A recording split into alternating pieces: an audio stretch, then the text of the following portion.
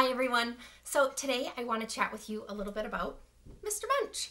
I know he has become a favorite amongst all ages in your family. So I wanted to chat with you about how you can make a Mr. Munch and then how you can use Mr. Munch not just for literacy, but for everything throughout your day and with all your other kiddos too, because I know that they're loving him. So if you've got a garbage can, you can make this Mr. Munch. Otherwise, if you don't have an extra garbage can laying around, there's lots of other things that you can use, like an empty Kleenex box. Make sure yours is empty, no Kleenexes in it, because you need things to fit inside of it. But you can just draw some silly eyes on there, decorate it. Maybe if you've got some paint at home, you can paint it up. It'll be really cute and your kids will love it.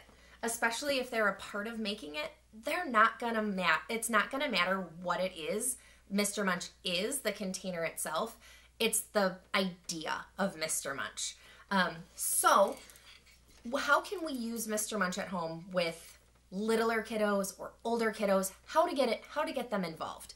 So with littler kiddos, we want to make it more about the tactile and more about the small motor work. So you can take little pieces. So if they've got, I know these are pretty little for littler kiddos, but you could use the magnet letters that are found on fridges. I know I have a set in my bathtub that are foam. You could use those. Any, blocks or Barbies or anything you've got that your kiddo is into.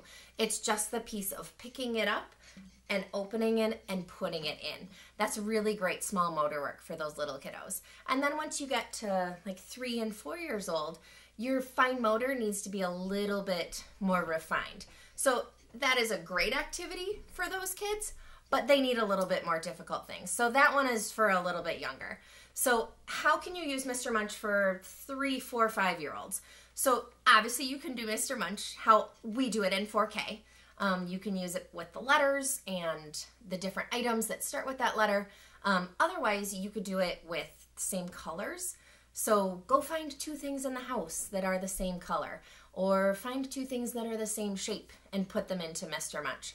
It's just the fact of that they get to put it in here. That's the most exciting part. So whatever kind of a game you can come up with for that is totally fine. The next piece then is those kind of early elementary kiddos.